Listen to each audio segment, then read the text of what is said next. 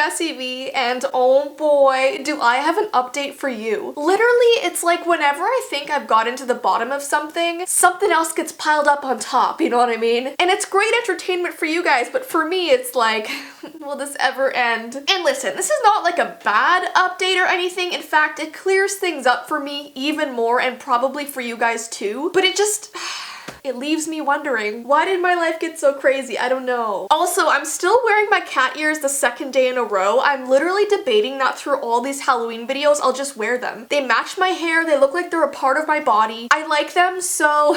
why not, you know what I mean? I'm not even like a big fan of cats, but I mean, they low-key look sort of cute, so I kind of want to wear them. Okay, so about 2 days ago, I got an email from Ryan. Now, if you guys are not updated on this whole Attic Man series, please start from the beginning or start where you left off, because otherwise this is gonna make absolutely no sense. You have to like be caught up. There's a sequence of events that you must follow. I've made like, what, 5 videos on this? So catch up and come back. Now, I get emails all the time that are fake, or just people trying to be in story times, or like spam emails and stuff like that. So the first time I saw this email, I was like, nah. No. But then I saw that Ryan had his last name in his email, and it's the same last name that are on the letters that I've been getting. And like, how would a random person know that? You know what I mean? Because I always said Ryan in the videos, but I never said what his last name was, just for privacy reasons. So how would this person just happen to have the same last name as the Ryan that I've been getting the letters from? You know what I mean? So when I saw that, then I was like, what?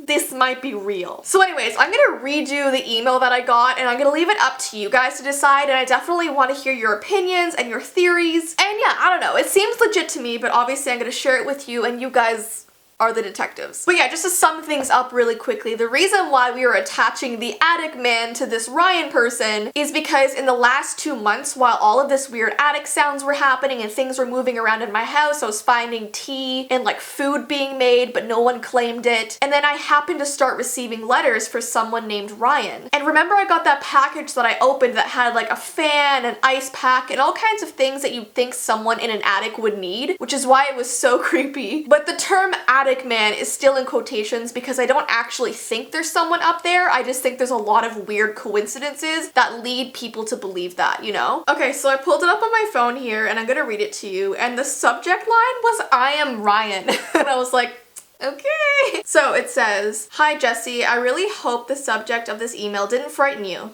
It did a little bit. I can assure you that I am not the man that has been living in your attic, but I am the man that your letters have been addressed to, which I'm sure must have been very confusing." Yes, it was. "My parents and I lived in your house previously for about 5 years, and during that time I opened a yoga studio just down the street from you. And like you heard, it didn't last as long as I intended to. So if you guys remember I think it was the last update video, that guy came to my house wanting to talk to Ryan, and he told me about all of his yoga studio business and how it went out of business, unfortunately. So that story adds up. There's a lot I have to explain, but first you're probably wondering, how in the world did I find out about you and your YouTube channel? And yeah, that was a thought that crossed my mind, because I had never met the previous owners. When I came here to look at the house, no one was here except my real estate agent, so I never actually met them. So he said, "Well, our real estate agent originally told us that you were a YouTuber before you moved in. She never said what your channel was though, and we had never met you face to face, so we didn't think much of it. Fast forward about a year, my family and I moved to the States, and one day my parents got a call from one of my younger cousins saying that Jessii Vee had moved into our old house. She watched your videos religiously and saw that you were filming a lot of the rooms of your house, and my cousin recognized it straight away and told us. We thought this was insanely cool." Okay, low-key, when I was like doing my house tours and filming a lot of videos in different parts of my house last year, I always thought like, I wonder if the previous owners of this house watches these videos, you know what I mean? So I guess here's my answer. I will admit that I don't watch your videos except for the first time I looked up your channel, which I said was last summer when my cousin told me about it. I briefly scanned through some of your content and never really looked at it again. I'm extremely busy and rarely go on YouTube. But the other day my friend sent me a link to a video that he thought was hilarious on YouTube. So after I watched it, I saw some of your videos on the right-hand side where the suggested videos are. I'm glad my videos are being suggested, so that's a good thing. The moment I read a title about a man in your attic, it freaked me out, so I obviously clicked on it. Because I used to live there, it was extremely unsettling to hear. And down the rabbit hole I went, catching up on every video that related to that. I will admit admit that when I heard my name being said, it startled me for a second. LOL. That is so embarrassing. The fact that the previous owners of this house watched my Attic Man videos and they were probably like, yeah, this girl's insane. And the poor guy, like I'm literally saying his name to thousands of people. I'm so sorry, dude. Just to clear things up, I am Ryan, I'm 28 years old, and you've been getting my mail. Today I made some phone calls to clear all that up. You shouldn't be getting those anymore. If you do, please feel free to send me an email. Now that package you got with the fan and the ice pack and stuff, who is that from? What a bizarre thing to receive. Also, no worries about opening it. I don't blame you. This is so embarrassing. He literally watched me unbox his mail in a video. I just never thought that the actual person would watch it. Like I never thought the actual Ryan guy would see that video. And to my defense, I opened that package by accident at first because I thought it was mine. So it wasn't like I knew it was Ryan's and I was like, I'm gonna open it anyway. It was already open, so I peeked inside. But at least he's forgiving and totally understands that part, so that's good. I really hope this email makes you feel a little bit better about this mysterious Ryan. I'm just a normal guy that forgot to change his mailing address. Now that doesn't mean that there isn't someone in your attic. It just means it's not me. Okay? I definitely investigate further if things get worse. Although I do remember when we lived there, we did occasionally hear some weird things above us, but it could easily be animals. In terms of the paranormal activity, I myself never experienced anything while living there. Granted, I was rarely ever home. I would switch back and forth between staying at my girlfriend's house, so things could have been happening while I was away. I think my parents would really only know the answer to that one. But as far as I know, they are not believers in ghosts. It is possible you brought something with you when you moved in. Or if you're a frequent graveyard visitor, that's always a prime way to be followed. I do frequent graveyards. Although after the last time I did, I honestly don't want to go to any of them ever again. Because I do believe something came back with me from that graveyard, the Boston Mill Cemetery, because we took Ty's car there and the day after, all of his car doors were open in the driveway. Nothing was stolen from the car, like the roof thing was open. It was such a bizarre occurrence and I had a horrible dream about me lying in my bed and the ghosts from the graveyards like hovering around me, so don't know what happened there, but how did he know I was a frequent graveyard visitor? He probably watched more videos. Anyways though, I wish you all the best. Enjoy the house. It's a beautiful place and I have many fond memories of living there. Cheers, Ryan. So,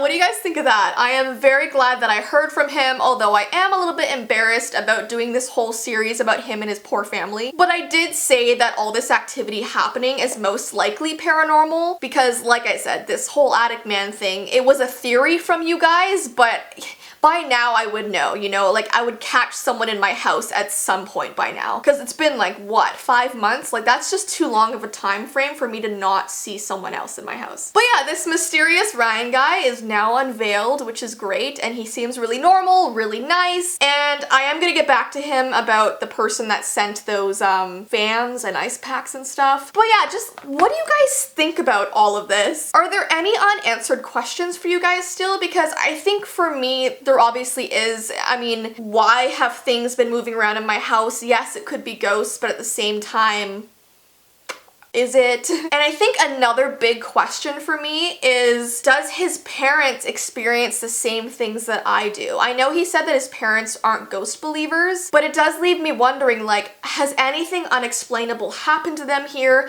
Have things moved around for them too? And maybe they pass it off as logical reasons, but for me, if I heard it, maybe I'd be like, yeah, that's definitely ghost activity. So do you think it would be rude or disrespectful for me to ask him if his parents would let me know if they've had anything weird happen here? I don't want to overstep my boundaries and make anyone feel uncomfortable, but I think that him reaching out to me is almost like a conversation starter, because if him or his family didn't want anything to do with me, why would he reach out an email? Why would he try and be helpful in that way? So maybe me asking if his parents have any stories to share is not a really bad thing. And I mean, and at the end of the day, if they don't want to, or if he doesn't want to share either, he could just say no thanks. And then I'd just leave it at that, you know what I mean? I just think like he sort of opened the conversation starter. Does that make sense? Anyways though, I hope you guys enjoyed this video. I hope it answered a lot of questions for you, and if anything else comes of this, I will definitely make another video and let you know, as long as it is okay with them, because obviously before I do any of this, I always get their permission. He told me it'd be okay for me to share this email for you guys, so always trying to be respectful up in here. But yeah, I'm gonna get going. If you guys have not done so yet and you want to submit your ghost story to me, you just have to film yourself, nothing over 5 minutes please, but tell your story on camera, upload it to YouTube, title it Jessii Vee's Ghost Story Submission, and I will be reacting to a bunch on my channel next week. Just make sure you verbally say, Jessii, you have permission to react to this video, just so that I know it's all good with you, you know what I mean? And yeah, the North Carolina ticket link is down below in the description, so check that out if you're near North Carolina or literally in North Carolina. And yeah, I hope you guys have an awesome rest of your day, and I will see you in my next video.